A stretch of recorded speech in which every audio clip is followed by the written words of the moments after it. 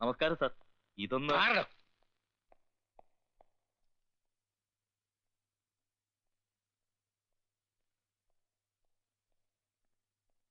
അച്ഛനിങ്ങനെ പെട്ടെന്ന് സുകുമാരല്ലേ ഇവിടെ? ബാത്റൂമിലാണെന്ന് തോന്നുന്നു. പോയി വിളിച്ചോണ്ടോ.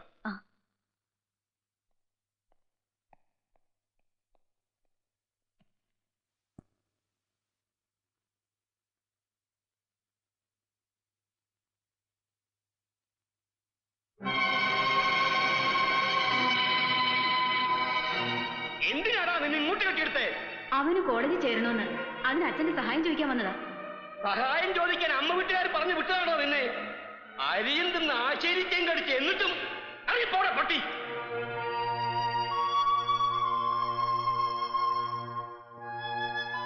എന്റെ ചെരുപ്പ് കാറിലാണെന്ന് തോന്നുന്നു. പോയി എടുത്തോണ്ട് വേണം. അയ്യോ,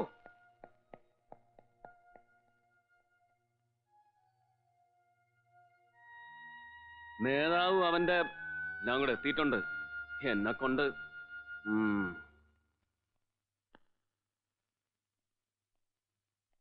അച്ഛാ, ഫോണിലായതുകൊണ്ട് ഞാൻ മുഴുവൻ പറഞ്ഞില്ല. സുഖേട്ടൻ പുറത്ത് ചെയ്യുന്ന വൃത്തികേടുകൾ ഇപ്പൊ വീടിനകത്തേക്കും കടന്നിരിക്കുന്നു. എന്തുകൊണ്ട് അച്ഛൻ ഇതൊക്കെ തടയുന്നില്ല? ഭയന്നിട്ടാണോ? അല്ലെങ്കിൽ മരുമാനോട് ചോദിക്കണം. ചോദിക്കാൻ വിളിച്ചു വരുത്തിയാവും അല്ലേ? അതെ, ഒന്നും നഷ്ടപ്പെടാനില്ലാത്തവർക്ക് എന്ത് തോന്നിയാസവും കാണിക്കാലോ. നീ മിണ്ടിപ്പോരുത്. എന്തൊക്കെയാണോ ഈ ചെയ്തു വെച്ചിരിക്കുന്നത്? അല്ല, അത് അമ്മാവ ഇയാളെന്ന് വായും പൊടിച്ചിരിക്കുന്നത്. ഇറങ്ങി പോടെ പുറത്ത്. അമ്മാവ, ഖാൻ സാബ് വിളിച്ചു പറഞ്ഞിട്ടാണ് ഞാൻ ഇതിൽ ഇടപെട്ടത്. അതിങ്ങനെയാവുമെന്ന് ഞാൻ കരുതിയില്ല. പോലീസിന്റെ കണ്ണിപ്പെടാത്ത ഇതുപോലൊരു സേഫായ സ്ഥലം. മോശകോടാ, ഇതൊരു ജനപ്രതിനിധിയുടെ വീടാണെന്ന് ഓർത്തോ? പുറത്തറിഞ്ഞാൽ നശിക്കുന്നത് എന്റെ പൊളിറ്റിക്കൽ ഇമേജ് ആണ്. വർഷങ്ങൾ കഷ്ടപ്പെട്ട് ഞാൻ ഉണ്ടാക്കിയെടുത്ത പ്രതിച്ഛായ. പാളയത്തിൽ തന്നെ പടയോട്ടം നടത്തുന്ന യൂദാസുകളാണ് ചുറ്റും. അവരാരെങ്കിലും ഇതറിഞ്ഞാൽ എന്താകും ഗതി? കണ്ട തെണ്ടികൾക്കും വാടക കൊലയാളികൾക്കും കയറിക്കിടക്കാനുള്ള ചന്തപ്പറയല്ലേ? ഇറക്കി വിടറാ പറ്റാളെ. വേണ്ട, മെനക്കെടണ്ട.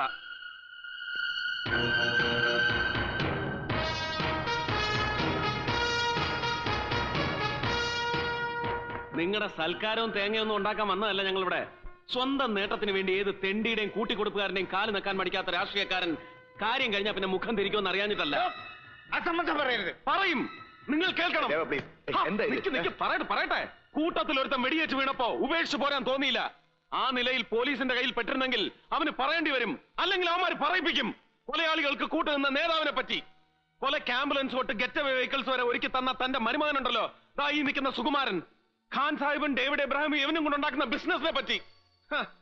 ഞങ്ങൾ തെണ്ടികളും വാടക കൊലയാളികളും ഒക്കെയാ. കോടതിയും ജയിലും ഒന്നും ഞങ്ങൾക്ക് പ്രശ്നവുമല്ല. നിങ്ങളുടെ കാര്യം അതല്ലല്ലോ. ഈ കാണുന്ന സുഖസൗകര്യങ്ങളൊക്കെ ഉപേക്ഷിച്ച് ജീവിക്കാൻ പറ്റുമോ?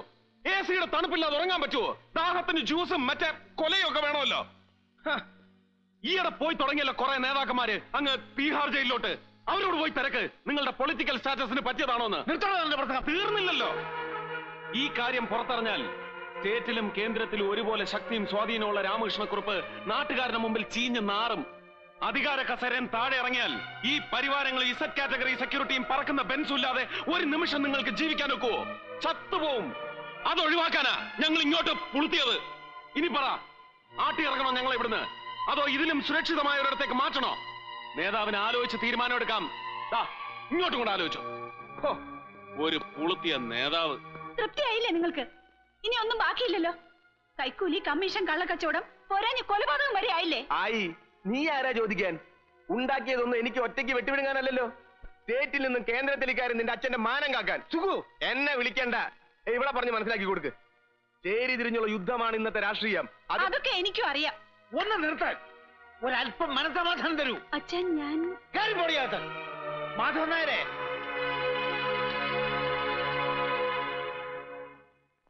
താനിത് എവിടെ പോയി കിടക്കായിരുന്നു? എന്നോട് പുറത്ത് ഞാൻ പറഞ്ഞോ? ഇല്ല. പിന്നെ മാധവൻ നായരെ, ഈ മക്കൾ ഇങ്ങനെ തുടങ്ങിയാ ഞാൻ എന്ത് ചെയ്യാനാ? കലികാലത്ത് അങ്ങനെയാ സാറേ. മക്കൾ അച്ഛനമ്മമാരുടെ ശത്രുക്കളാവും. ഇത് നേരത്തെ മനസ്സിലാക്കിയവനാ ഞാൻ. എനിക്ക് ജനിച്ച ഒരെണ്ണത്തിന് ഞാൻ തിരിഞ്ഞു നോക്കിയിട്ടില്ല. അതുകൊണ്ട് എന്താ സുഖം, സമാധാനം. ഖാൻ, अस्सलाम वालेकुम भाई साहब। भाई भाई हाँ जी देवन कोई प्रॉब्लम नहीं ഒരു കുഴപ്പമില്ലാന്ന് मेरे को फोन किया था നമ്മളെ വിളിച്ചിരുന്നപ്പാ ഓ മംഗലാപുരം കോസ്റ്റിലെത്തിയിട്ടുണ്ട് പുതിയ ആളല്ലേ നമ്മളങ്ങോട്ട് വിശ്വസിച്ച് മേരാ മത്ലബ് ठीक है भाई साहब ठीक है അല്ലോ ലാൻഡിങ്ങിന് ദേവനെ അയക്കാനാണ് ബായി പറയണത് പക്ഷേക്ക് കാര്യം നമുക്ക് പിടി കിട്ടുന്നില്ലല്ലോ കൊല നടന്നത് കാരണം ഗൗഡർക്ക് നമ്മളോടുള്ള വൈരാഗ്യം കൂടും ദേവൻ നമ്മുടെ ആളാണെന്നുള്ള കാര്യം ഗൗഡർക്ക് അറിയില്ലല്ലോ അതാവും എന്നാലും പുതിയൊരാളെ വിശ്വസിച്ച് ലോഡ് 10-15 കോടിക്ക് മേലെ വരുമെന്ന് ബായി പറഞ്ഞ സ്ഥിതിക്ക് നിങ്ങളൊരു കാര്യം ചെയ്യും ബാംഗ്ലൂർക്ക് വിളിച്ച് പറഞ്ഞോളി ദേവൻ അവിടെ കാണും ബാക്കി കാര്യം നമ്മൾ ഏറ്റിക്കണമെന്ന്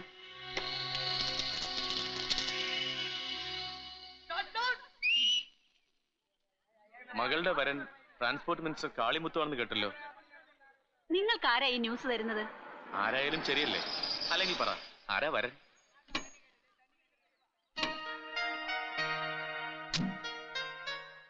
മേഡം ഉദ്ദേശിക്കുന്ന പോലെ ഒരു കുഴപ്പം ഉണ്ടാവില്ല. ധൈര്യമായിട്ട് പറയണം. എന്നെ ഗോസിപ്പ് എഴുതി വിടുന്ന ഒരു ഫിലിം ജേർണലിസ്റ്റായിട്ട് കാണരുത്. ഞാൻ മലയാളത്തിലെ ഒരു നാഷണൽ ഡെയിലിയുടെ പ്രതിനിധിയാണ്. പറഞ്ഞോളൂ. ആ, അങ്ങനെ ഒരു ആലോചനയുണ്ട്. എക്സ്ക്യൂസ് മീ, ഷൂട്ടിംഗ് കഴിഞ്ഞ് പോവാം. കാർ വന്നിട്ടുണ്ട്. താൻ എന്തായി പറയുന്നത്? വണ്ടി ഇവിടെ ഉണ്ടല്ലോ. എനിക്കറിയില്ല, ഖാൻസാ പറഞ്ഞാ അവിടെ ഉണ്ട്.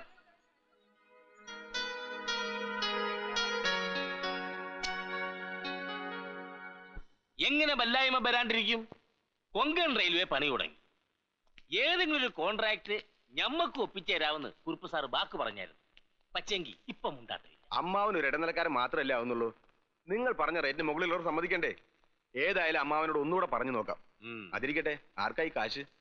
അന്നോടായതുകൊണ്ട് പറയാം. നമ്മുടെ കൂട്ടത്തിൽ നിന്ന് ഒരാള് രാജ്യസഭാ മെമ്പർ ആകുന്നു. ഈ വടക്കുള്ള കള്ളക്കടത്തുകാർ പലരും ഇന്ന് പാർലമെന്റ് മെമ്പർമാരാണ്. എന്നാൽ നമ്മുടെ കൂട്ടത്തിൽ നിന്ന് ഒരാൾ ഇരിക്കട്ടെ എന്ന് നമ്മളും കരുതി. 1.5 കോടി രൂപയാണ് പാർട്ടി ചോദിക്കുന്നത്. അത് നമ്മുടെ വിഹിതമാണ് ഇത്. എന്താടാ? റഹീം സർ എത്തിയിട്ടുണ്ട്. അവിടെ ഇരിക്കാൻ പറയും. Okay sir. MP ആകുന്നത് ആരാണെന്ന് അറിയണ്ടേ? അദ്ദേഹമാണ് വന്നിരിക്കുന്നത്, ബാബാ റഹീം. അത് ഞാൻ സെക്രട്ടറിയോട് പറഞ്ഞ് ശരിയാക്കാം. ഓക്കെ, വേണ്ടത് ചെയ്യാം. Don't worry. അസ്സലാം വലൈക്കും. വലൈക്കും അസ്സലാം. നിങ്ങൾ പറഞ്ഞ മുഴുവൻ തുകയുണ്ട്. അല്ല, നിങ്ങൾ തമ്മിൽ പരിചയമില്ലേ? ഇയാളുടെ അമ്മാവനുമായിട്ട് പരിചയമൊന്നല്ല, വളരെ അടുപ്പം തന്നെയായിരുന്നു. അന്ന് ഞാൻ ബാംഗ്ലൂരിൽ സ്പിരിറ്റ് കിടത്തുന്ന കാലം കൃത്യമായിട്ട് ഞാൻ അങ്ങേർക്ക് പണം കൊടുക്കുമായിരുന്നു. പിന്നെ പാർട്ടി ഫണ്ട്, ഇലക്ഷൻ ഫണ്ട് എന്നൊക്കെ പറഞ്ഞു വേറെയും. ഒരിക്കൽ കുറെ കൂടുതൽ പണം ചോദിച്ചു. അത് മുഴുവൻ കൊടുക്കാൻ പറ്റിയില്ല. അതോടെ തെറ്റി. എന്റെ ലോറികൾ മുഴുവൻ പിടിച്ചു. പിന്നെ മറ്റിടപാടുകളൊക്കെ നടത്താൻ ലോഞ്ചൊന്നും കരക്കടുപ്പിക്കാൻ പറ്റാതായി. അങ്ങനെ ഗതികെട്ടാണ് ഞാൻ കേരളം വിട്ടത്. പക്ഷേ ഇവിടെ ഞാൻ തെണ്ടിയില്ല. കള്ളക്കടത്തുകാരനായിട്ടല്ല, ഒരു പൊളിറ്റീഷ്യനായിട്ടാണ് ഇവിടെ ഉള്ളവർ എന്നെ കാണുന്നത്. അതൊക്കെ കഴിഞ്ഞ കഥകളല്ലേ. ഇനി അത് മനസ്സിൽ വെച്ചോണ്ട്. എനിക്കങ്ങനെ ഒന്നുമില്ല. പരിചയമില്ലേ എന്ന് ചോദിച്ചോണ്ട് പറഞ്ഞോന്ന് മാത്രം. അതെ, ഹോട്ടലിൽ അവർ കാത്തിരിക്കുക. നമ്മൾ എന്താ ചെയ്യണ്ടേ? ബാബാ ഇരിക്കണേ, ഞാനിപ്പോ വരാം.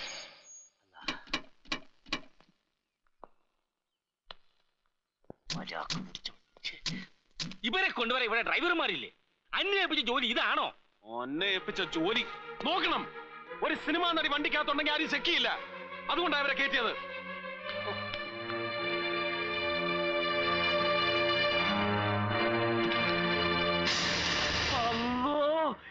എന്താണ് മോനെ ഈ കൊണ്ടുവന്നിരിക്കുന്നത്? അല്ലാ, അന്റെ മുമ്പിൽ ഞമ്മള് തൊപ്പി ഊരുന്നു പകയാ. എനിക്ക് അവരോടൊപ്പം ഹോട്ടലിൽ ഒന്ന് പോണം. തിരിച്ചു വന്നിട്ട് ബാക്കി കാര്യങ്ങൾ പറയാം. ഈ ഇവിടെ തന്നെ ഉണ്ടാവണം.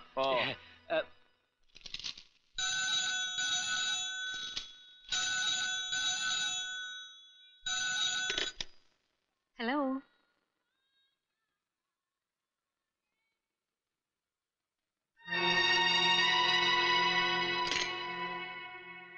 ആരായിരുന്നടി വിളിച്ചത്? Transport minister Kalimuthu. എന്നിട്ട് നീ എന്താടി ഒന്നും മിണ്ടായിരുന്നത്? നീ പോ. ഹലോ சார், கட்டாயி போச்சு சார். நான் அவளோட அம்மா பேசுறேன், சின்னம்மா. നാൻസി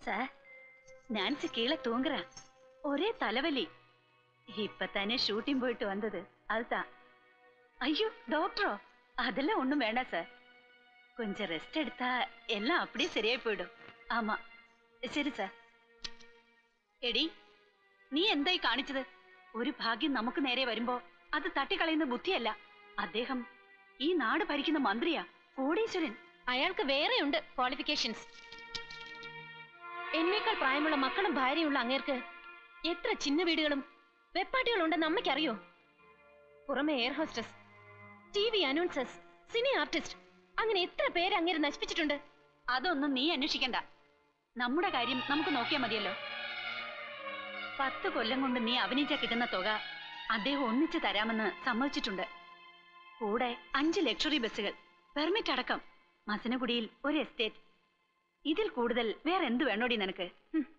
ആവശ്യത്തിൽ കൂടുതൽ പണം എന്നെ കൊണ്ട് അഭിനയിപ്പിച്ച അമ്മ ഉണ്ടാക്കുന്നുണ്ടല്ലോ ഇനി മൊത്തമായി എന്നെ വിൽക്കാനാണോ ശ്രമം അതേടി നീ എന്നും ഇങ്ങനെ തിളങ്ങി നിൽക്കുമെന്ന് കരുതണ്ട ഈ ശരീരം ഒന്ന് ഉടഞ്ഞാൽ മുഖത്തൊരു ചുളിവ് വീണാൽ ഇന്ന് നിന്റെ മുമ്പിൽ ഓച്ചാനിച്ച് നിൽക്കുന്ന പ്രൊഡ്യൂസർമാരിൽ ഒരുത്തനും പിന്നെ തിരിഞ്ഞു നോക്കില്ല അതിലും ഗതികിട്ടില്ല അമ്മേ ഞാൻ ഇവിടെ കഴിയുന്നത് ചെറുപ്പം തൊട്ട് ഒരു അനാഥയെ പോലെ കഴിയേണ്ടി വന്ന എനിക്ക് ഒരു അമ്മയുടെ സ്നേഹം നിങ്ങൾ തന്നിട്ടുണ്ടോ മുതിർന്നപ്പോൾ മകളെ സിനിമാ നടിയാക്കാനായിരുന്നു നിങ്ങളുടെ ശ്രമം മണിക്കൂറുകൾ നൃത്തം ചവിട്ടി തളർന്നാലും നിങ്ങൾ വിടില്ല ഡ്രൈവിംഗും റൈഡിങ്ങിനും സ്വിമ്മിങ്ങിനുമായിട്ട് നിർബന്ധിച്ച് കൊണ്ടുപോകും ലക്ഷങ്ങൾ സമ്പാദിക്കുന്ന എന്റെ പേരിൽ ഏതെങ്കിലും ഒരു ബാങ്കിൽ ഇന്ന് വരെ ഒരു അക്കൗണ്ട് ഉണ്ടോ പേര് സ്വന്തമെന്ന് പറയാൻ ഈ വീട്ടിൽ എനിക്ക് എന്താണുള്ളത് നിർത്തടി നീ ഇത്രയ്ക്കായെന്ന് ഞാൻ കരുതിയില്ല ഇതുവരെ ഞാൻ ഒന്നും പറഞ്ഞില്ലല്ലോ ഒരു അടിമയെ പോലെ അനുസരിച്ചു ജീവിച്ചു ഇനി പറ്റില്ല നിങ്ങൾ പറയുന്ന കൊരങ്ങനെ കല്യാണം കഴിക്കാൻ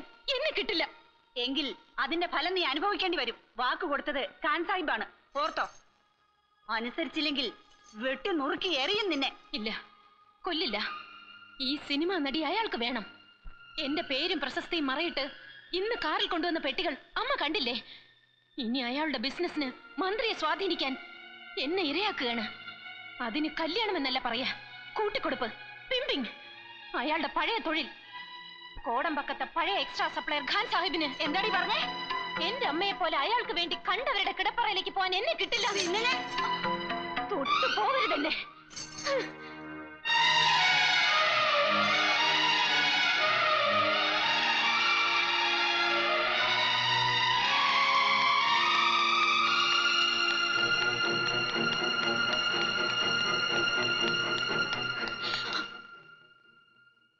Don't touch me. ഇതിന്റെ കീ ഇല്ലേ കയ്യിൽ എവിടെ പോകുന്നു madam anywhere out of this hell give me that key come on man Nancy ഇയാൾക്ക് പേടിയാണോ are you a watchdog like others എന്റെ അമ്മയും ഖാൻ സാഹിബും വളർത്തുന്ന മറ്റൊരു കാവൽ പട്ടി Shut you. മുഖത്ത് നോക്കി പട്ടി ചട്ടി എന്നൊക്കെ വിളിച്ചാലുണ്ടല്ലോ ഇവിടെ പിടിച്ച് അകത്ത് കേട്ടടാ No.